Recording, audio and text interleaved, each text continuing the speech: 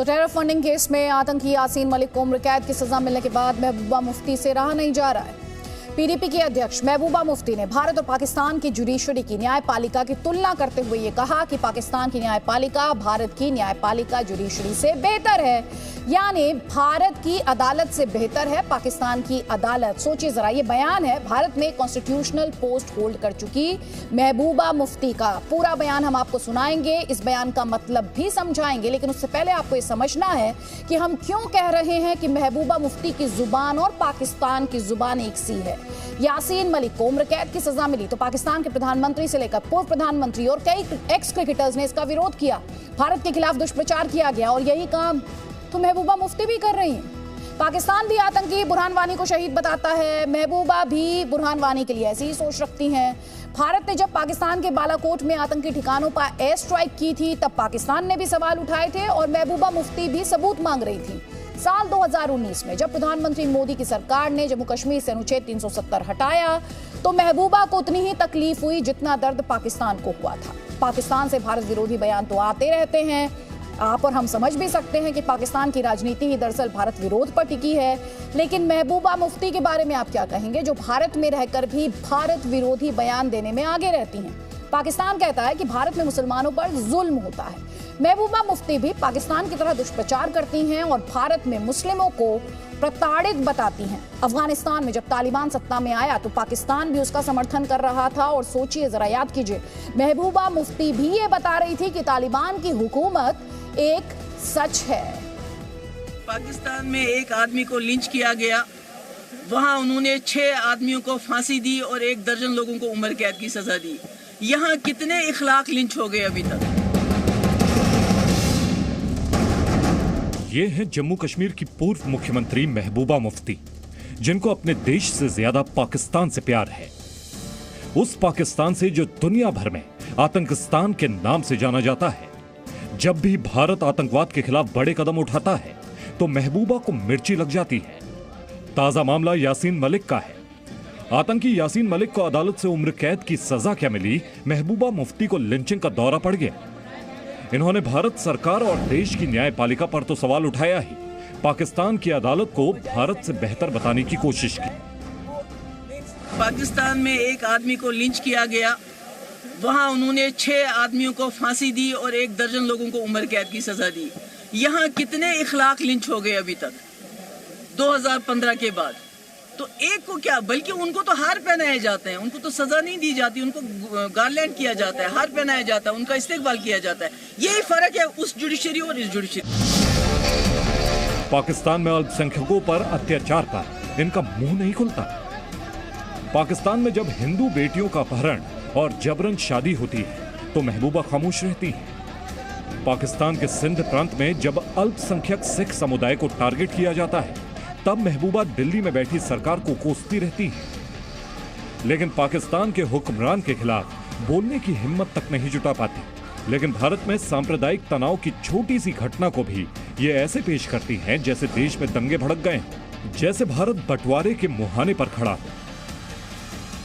ऐसे हालात में इनके पास लोगों को देने के लिए कुछ भी नहीं है। ऐसे में हिंदू मुस्लिम का झगड़ा, मुसलमानों को मरवाना, मस्जिदों को एक बार कब्जा करना और बाकी चीजें करना, इसके बगैर और कुछ नहीं है। अब सवाल है कि क्या महबूबा को पाकिस्तान में अल्पसंख्यकों का अत्याचार नहीं दिखता? मई 2022 में खैबर पख्तूनख्वा में 2 सिख कारोबारियों की हत्या कर दी गई। मार्च 2022 में सिंध प्रांत में हिंदू महिला की हत्या हुई। फरवरी 2022 में सिंध प्रांत में हिंदू कारोबारी की गोली मारकर हत्या कर दी गई। जनवरी 2022 में सिंध प्रांत में ही हिंदू कारोबारी सुनील कुमार की हत्या कर दी गई। इतना ही नहीं, पाकिस्तान में ईश निदा के मामले भी बढ़े हैं। लेकिन महबूबा कहती हैं कि पाकिस्तान में लिंचिंग समेत तमाम वारदातों के दोषियों के खिलाफ सख्त कार्रवाई की जाती है। लिंचिंग के दोषियों को फांसी और आजीवन कारावास की सजा सुनाई जाती है। लेकिन भारत में ऐसा नहीं होता। दरअसल महबूबा रहती तो भारत के अभिन्न अंग कश्मीर में है, लेकिन उनकी जुबान पाकिस्तानी है। महबूबा वैसे ही बोलती हैं जैसा पाकिस्तान के नेता भारत के लिए बोलते हैं। और हम कश्मीरी भाइयों और बहनों के लिए हर फोरम पर आवाज उठाएंगे, डिप्लोमेटिक एफर्ट्स करेंगे, उनको डिप्लोमेटिक सपोर्ट देंगे, मॉरल सपोर्ट देंगे, ये हमारा हक है। क्या उनको ये पूछना नहीं चाहिए कि कश्मीर में एक 19 साल का नौजवान, क्या वजह है कि वो अपने आप को ह्यूमन बॉम्ब बना के उड़ाता है नुकसान पहुंचाने के लिए हिंदुस्तान की सिक्योरिटी फोर्सेस को? वैसे महबूबा मुफ्ती का पाकिस्तान प्रेम पुराना है। कई बार और कई मुद्दों पर वो पाकिस्तान की तरफदारी कर चुकी हैं। पिछले साल दिसंबर 2021 को महबूबा ने कहा था कि अनुच्छेद 370 हटने के बाद घाटी में हालात खराब हुए। नवंबर 2020 को उन्होंने कहा था कि केंद्र सरकार मुस्लिम बहुल इलाकों से मुसलमानों को बाहर कर रही है। जनवरी 2019 में महबूबा ने जम्मू कश्मीर के आतंकियों की पैरवी करते हुए कहा था कि स्थानीय आतंकी इसी धरती के बेटे हैं। अप्रैल 2019 में उन्होंने कहा था कि पाकिस्तान ने परमाणु बम ईद के लिए नहीं रखा है।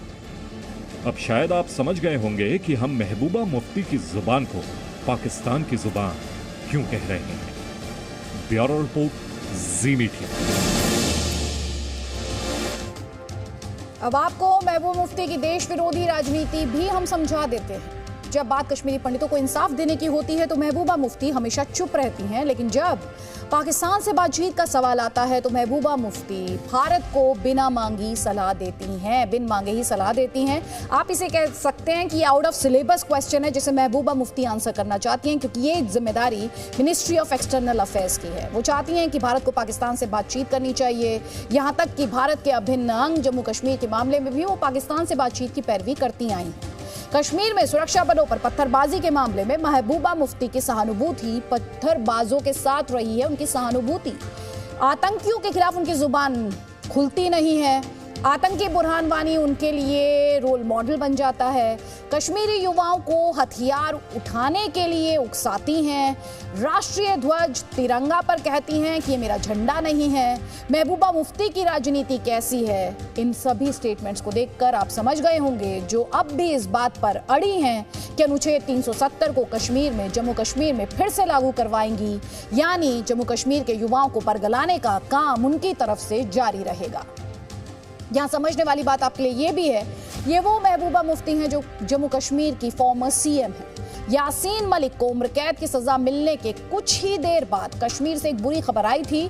बडगाम में अमरीन भट्ट नाम की कश्मीरी एक्ट्रेस को आतंकियों ने मार दिया। ऑपरेशन ऑल आउट से बौखलाए आतंकी घाटी में लगातार बेकसूर नागरिकों को निशाना बना रहे हैं। पिछले 15 दिनों में अगर बात करें तो आतंकियों ने कश्मीर घाटी में, वैली की हम बात करें, 3 टारगेट किलिंग की हैं। 12 मई को आतंकियों ने कश्मीरी पंडित राहुल भट्ट की गोली मारकर हत्या कर दी थी। राहुल की भी हत्या बडगाम में हुई थी। 24 मई को श्रीनगर में पुलिस कांस्टेबल सैफुल्ला कादरी को आतंकियों ने मारा था और इस हमले में कांस्टेबल की बेटी भी जख्मी हुई थी। और अब अमरीन की हत्या कर दी गई है। आखिर अमरीन को आतंकियों ने क्यों मारा? अमरीन का कसूर क्या था?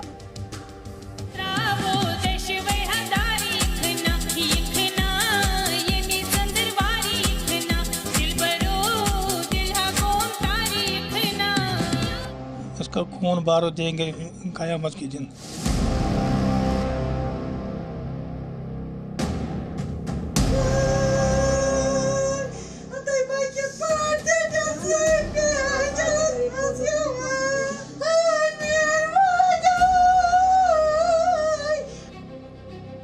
जो अपनी अदाओं से लोगों के दिलों पर राज करती थी।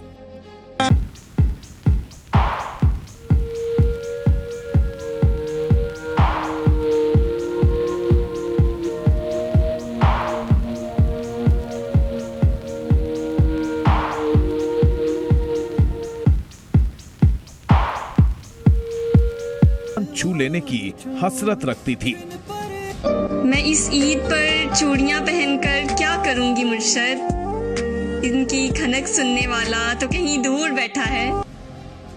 जो हमेशा लोगों को अपनी कला से हंसाना और खुश रखना चाहती थी।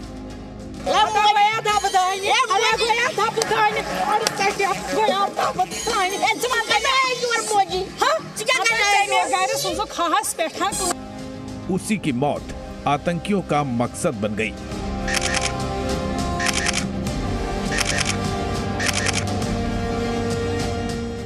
कश्मीर की टीवी अदाकारा अमरीन भट्ट आतंकियों की टारगेट किलिंग का शिकार हो गई। बडगाम के हिशरू चंदूरा इलाके में आतंकियों ने बुधवार की रात अमरीन को उसके ही घर पर गोली मार दी। 2 बंदे आए 8:15 बजे, गुस्सा यहाँ, फिर मेरे बेटे छोटी बड़ी लड़की का बेटा है उधर, उसको बोला वो 11 साल का, उसको बोला अमरीना यहाँ, और उसने बोला वो अंदर है, उसको बाहर निकालो। मैं बोला क्या बात है, हमने शूटिंग 2-3 दिन शूटिंग पर ही जाना है। हमने ने बोला हम जान पहचान वाला आदमी नहीं है, तुमके साथ नहीं, मैं नहीं आऊँगा। उसने पिस्टल निकाला तो लगाया शूट यहाँ। अमरीन को अस्पताल ले जाया गया, लेकिन डॉक्टरों ने उसे मृत घोषित कर दिया। कश्मीर घाटी में आतंकी अब महिलाओं और बच्चों पर भी हमला करने की कायराना हरकत कर रहे हैं। अमरीन पर जब आतंकियों ने गोलियां चलाईं, तब उसका 10 साल का भतीजा भी साथ था, जिसके हाथ में गोली लगी। फिलहाल उसका अस्पताल में इलाज चल रहा है। मैं नमाज पढ़ रहा था, नमाज खत्म हुई तो मैंने गोली की आवाज़ सुनी है। मैंने नमाज जल्दी जल्दी से अदा किया तो मैं वापस आया तो यहाँ पर कोई नहीं था, यहाँ पर मेरी बहन की लाश पड़ी हुई थी। अमरीन 18 साल से अभिनय की दुनिया में थी। सोशल मीडिया पर वो काफी सक्रिय थी। वो अपने माता पिता का सहारा थी। उसकी कमाई से ही घर का खर्च चलता था। अमरीन की हत्या के बाद अब जम्मू कश्मीर के लोग आतंकियों से सवाल कर रहे हैं कि आखिर उन्हें निर्दोष लोगों की हत्या से क्या मिलने वाला है। ये कायर पाकिस्तानी आतंकवादी कश्मीर को कब्रिस्तान बनाने की साजिश कर रहे हैं। ये कायर पाकिस्तानी आतंकवादी मुसलमानों के और कश्मीरियों के सबसे बड़े गुनाहगार और दुश्मन हैं।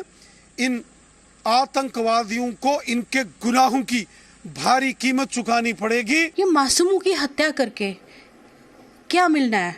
इसको किस चीज के साथ कनेक्ट कर रहे हैं? हम एसपीओज की बात करते हैं, उनको बोलते हैं ये पुलिस के थे, उनको मार दिया गया। अभी आपके सामने टारगेट किलिंग्स हो रही है कश्मीरी पंडितों की, उनको पंडितों के नाम पे मारा जा रहा है। ये तो कोई जहाद नहीं हुआ। दरअसल घाटी में सुरक्षा बलों के अभियान से आतंकी खौफ में हैं। जिस तरह से सुरक्षा बल एक एक कर आतंक के आकाओं का सफाया कर रहे हैं, घाटी में शांति लौट रही है। उससे आतंकी बौखला गए हैं और अपनी दहशत दोबारा कायम करने के लिए टारगेट किलिंग कर रहे हैं। पिछले 15 दिनों में ये तीसरी टारगेट किलिंग है। राहुल भट्ट जो चाडोरा में ही जिसको गोली मार दी गई थी, और उसके बाद पुलिसकर्मी को उसके घर के सामने सोहरा में, और अब अमरीना भट्ट। कहीं ना कहीं ये जो साइकिल है टारगेट किलिंग का, इसको अभी तक तोड़ने में सरकार विफल दिख रही है। लेकिन आगे जो सुरक्षा एजेंसियां हैं या फिर अन्य जो जम्मू कश्मीर पुलिस है, वो किस तरह के कदम उठाती है कि ताकि ये जो टारगेट किलिंग्स हैं इनको रोका जा सके। कैमरा पर्सन फा मंजूर के साथ खालिद हुसैन, जी मीडिया, हुशरू, चाडोरा, बडगाम। तो कश्मीर में हो रही टारगेट किलिंग के खिलाफ श्रीनगर में मशाल जुलूस निकाला गया। इसमें आतंकवाद पर लगाम लगाने की मांग की गई। प्रदर्शनकारी हाथों में बैनर लिए थे, पोस्टर्स उनके हाथ में, जैसा कि आप स्क्रीन पर देख सकते हैं। इनमें लिखा था आतंकवाद कब तक। साथ ही कश्मीर में आतंकवाद के लिए पाकिस्तान को लगातार जिम्मेदार ठहराया जाता रहा है। अमरीन की हत्या के पीछे लश्कर का हाथ बताया जा रहा है और आज ही सुबह कश्मीर के कुपवाड़ा में सुरक्षा बलों ने लश्कर के 3 आतंकियों का खात्मा कर दिया। इसी के साथ इस साल मारे गए आतंकियों की संख्या और बढ़ गई। आपको जल्दी से कश्मीर में आतंकियों के एनकाउंटर को लेकर जो आंकड़े हैं वो दिखाते हैं। पिछले 24 घंटे में 6 आतंकी ढेर किए गए हैं। इनमें लश्कर ए तैयबा और जैश ए मोहम्मद दोनों आतंकी संगठनों के 3 आतंकी हैं। बड़ी बात यह है कि ये 6 के 6 आतंकी पाकिस्तानी हैं। आज सुबह हाफिज सईद के आतंकी संगठन लश्कर ए तैयबा के 3 आतंकी मारे गए, तो कल मसूद अजहर के आतंकी संगठन जैश के 3 आतंकियों को सुरक्षा बलों ने जहन्नुम पहुंचा दिया। इसी के साथ साल 2022 में एनकाउंटर की हाफ सेंचुरी आप कह सकते हैं पूरी हो गई। इन 50 एनकाउंटर में 78 आतंकियों का सफाया किया गया है। इनमें से 25 आतंकी, इन 78 में से 25 आतंकी पाकिस्तानी हैं। यानी कुल मारे गए आतंकियों में आप कह सकते हैं कि करीब एक तिहाई पाकिस्तान से थे।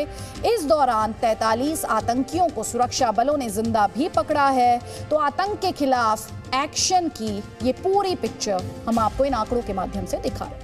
Presenting B News app, available on Google Play and App Store. Download it now.